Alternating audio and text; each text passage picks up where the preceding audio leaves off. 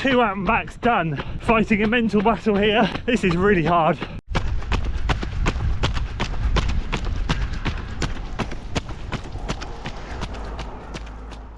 So welcome back to another long run workout video. Today's going to be an interesting one because we've been hit with a bout of snow overnight, but it is melting, so I'm going to be heading out onto the industrial estate shortly to see how runnable it is. Might do it this morning, might do it this afternoon. That's going to depend on when we get out there and do a quick warm up. So the plan of action today, the workout for a start, 16 miles at marathon pace.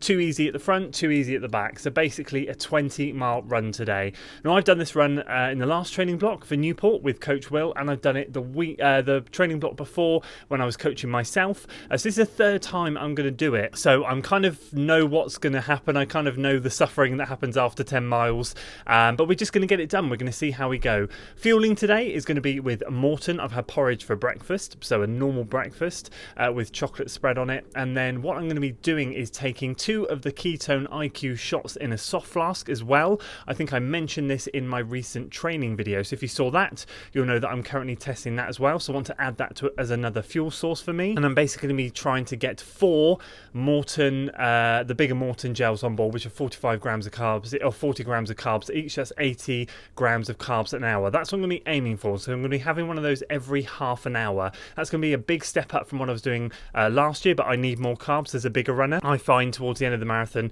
even though I'm getting better at fueling, I'm still not having enough. So that's the goal for today. We'll see how we go. First things first, we're just going to tentatively get out there, check out the road, see if it's runnable, because I was going to be going back and forth on the industrial estate anyway. So if that's all okay, then we're just going to press on with it, and if not, we'll come back and we'll get back out there this afternoon.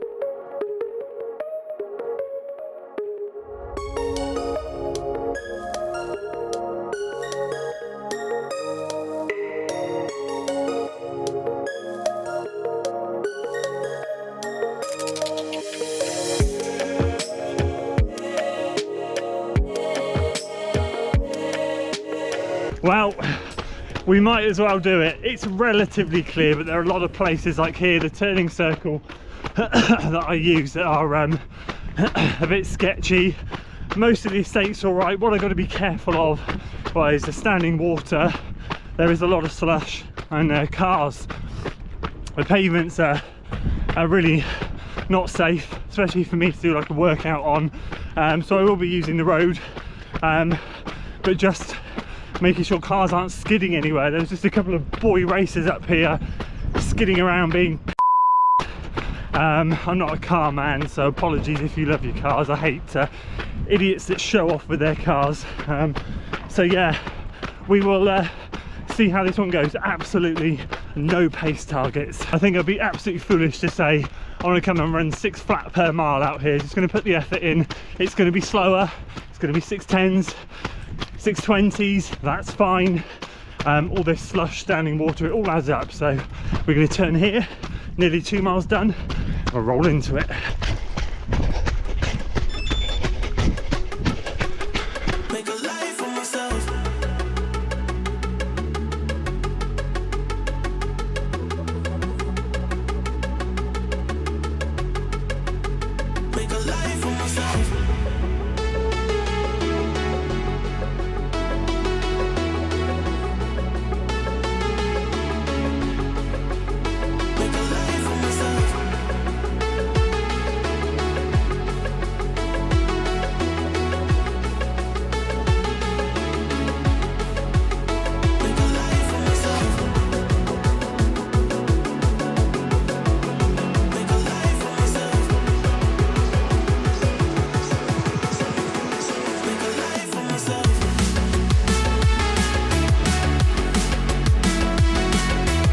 Alright, that is 2 out and backs done. Fighting a mental battle here. This is really hard. I seem to be able to lock in on the straight, but where I'm dodging cars, jumping up on pavement, in the slush, it just makes your heart rate spike. And to try and get going again, I feel like I'm working harder than I should. I am anyway, because my heart rate's high, but it's not helping. On to the third one.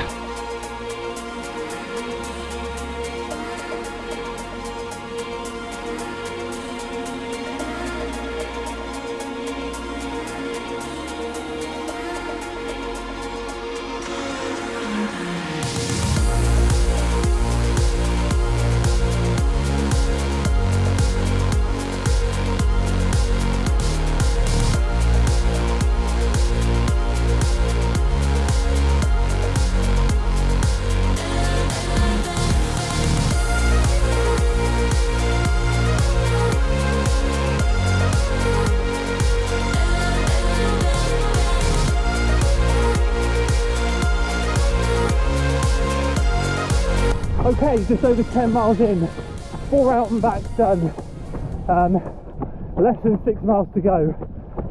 Consolidating at 6:03 per mile at the moment.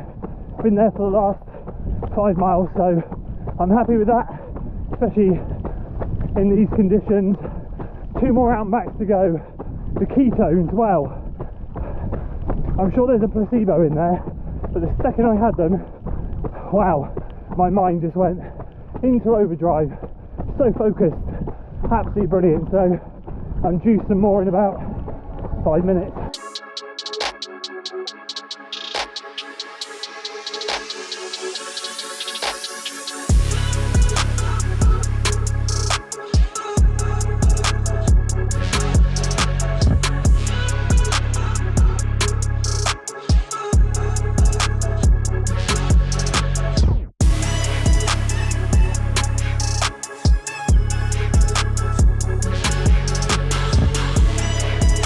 Alright, 1.5 out and back to go.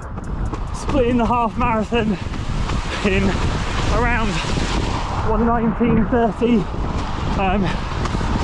Tiring, it's getting busier, having to hop on and off the pavement, just sapping a little bit more at me every time, but we're nearly there.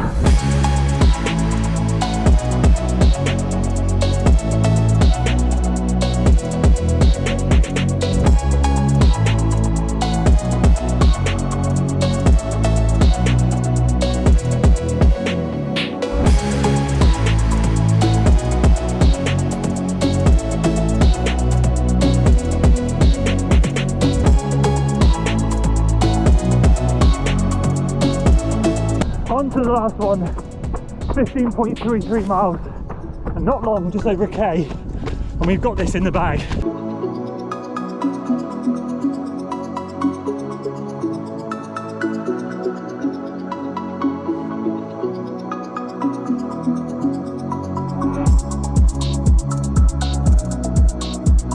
There we go, how about that? 6:03 average per mile. So when I did that for Newport last year, I averaged 6 flat, had Matt, good weather, so, and I was really struggling at the end. Today, 3 seconds a mile slower, but in these conditions, and I felt like I could have done another loop. I feel really good. I just rolled straight into this cool down and absolutely buzzing. And I'm buzzing because I've given myself a chance.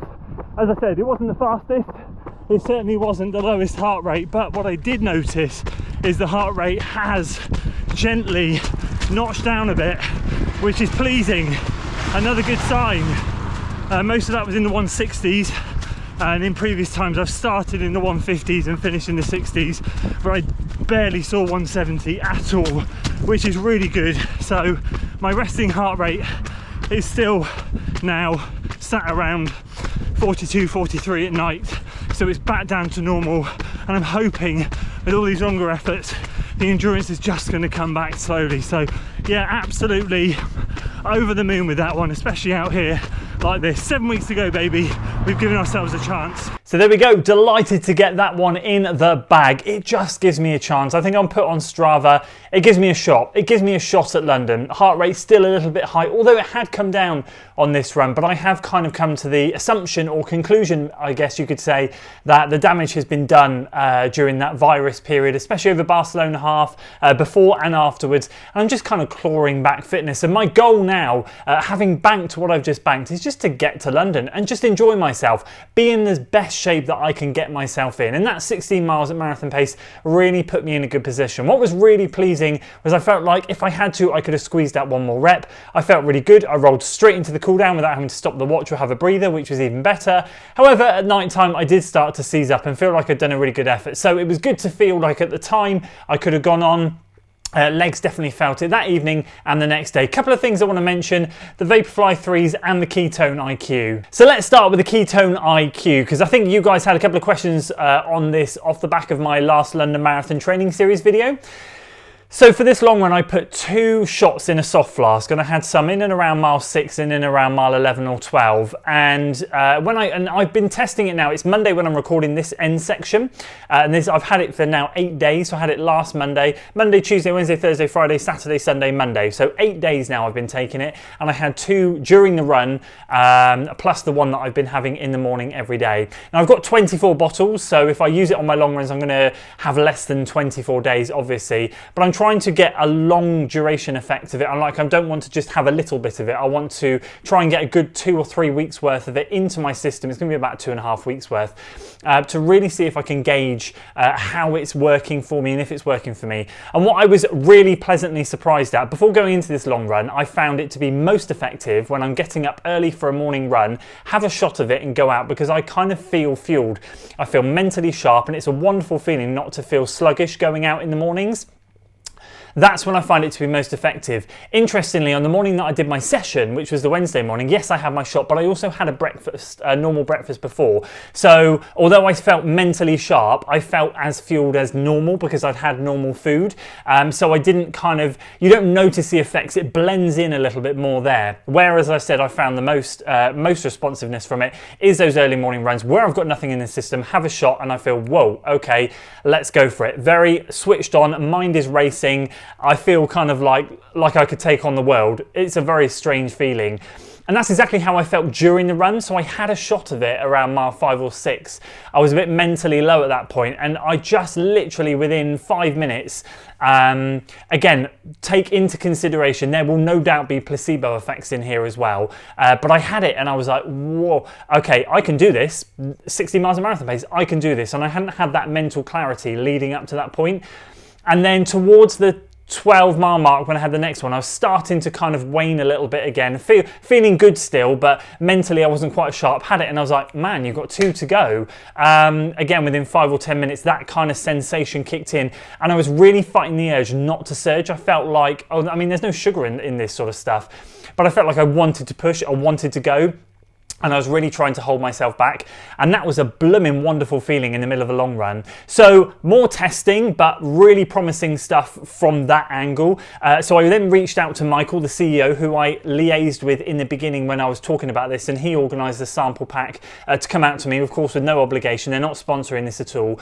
And I said to him, mate, what's the regular, how should you take it? How do you take it when you're running? He says he has 2 shots before his run, or his long run or whatever, and he has a shot every 45 minutes during. And I'm like, okay, that kind of worked out. Although I didn't have 2 before, roughly I think I must have had it around the 45 minutes, and then, yeah, I mean, 1 hour 20-ish or 1 hour 15, so maybe I had the second one slightly sooner, but that's interesting. So I think for a marathon I could probably get away with 3 shots, and I'm definitely 100% right now. I can tell you that if I've got enough, or if I buy some more after this sample pack, I am going to take it to London with me, because what I found in my mind was I just switched on, got the job done, felt really good, and it was nice to take on something other than a gel. I got no stitch issues, nothing. So early promising signs, plenty more testing to come. I think I'll leave it there for the moment. That's as best as I can say on this stuff. And then the Vaporfly 3, well, where do we start? Performance-wise, it was absolutely great, but my word, my feet were burning in and around 13, 14 miles into that run. So I was about sort of 11 or 12 miles into that marathon pace section. The arches of my feet started to hurt. What I find with the Vaporfly 3 is, as I said, I've raced in them, had a couple of decent, well, one bad race, one decent race in them. They're a good shoe. Efficient, lightweight. I got the pace that I got in those conditions. I mean, the evidence is there that they are a decent shoe. But they did hurt my feet. And when I finished at 20 miles, my plantar fascias were so sore. The arches of my feet were sore. That's radiated up my calves and my hamstrings. I had really sore legs the next day. They didn't do what I wanted a super shoe to do, which was protect my legs. They actually made them a bit worse. And I was thinking back to myself, I never had this in the Next Percent 1 or 2, especially the 2 when I was using that for Newport. So I think I'm going to be brutally honest and say that might be the last time I use them during this training block. I did say that I would probably now use them through March for my long runs. I might shelve them and just use them for shorter distance runs. I'm going to say now that I don't think I could run a marathon in them. Like, if anyone says to me, would you run a marathon in them? You could. I mean, for me and my arch shape and my foot and everything, and I'd say I've got a medium height arch, they fit really nice, but my feet just hurt too much towards the end of the run, which is a shame. I was really hoping that they would feel good and my legs would feel refreshed. However, they've gone into this week and they feel a little bit battered and bruised. So to be honest with you, that might be the last time that they make an appearance during this training block. So there we go, we'll wrap it up there. I know this outro section is getting a bit long, but I wanted to tell you about Ketone IQ. I wanted to let you know on the shoes. We'll leave it there. Appreciate you guys' support. 60 miles at marathon pace. Buzzing. Very happy with that. Delighted to get that one done and in the bank. Plenty more long run workouts to come. Let's just keep turning up every single day and seeing what we can do. And I hope your marathon training is going well too. Just a reminder, you can use a discount code FOB15 for savings on Say Sky Kit. 15% off. Get your marathon kit, get your kit, whatever you want to grab, 15% off. This video is not sponsored, just reminding you guys that they are supporting me during my London Marathon training series. Thanks so much for watching, guys. Appreciate it. If you enjoyed the video, please do give it a like, share it with your friends, subscribe to the channel for weekly running content. I'm talking way too fast. I'll see you on the next one.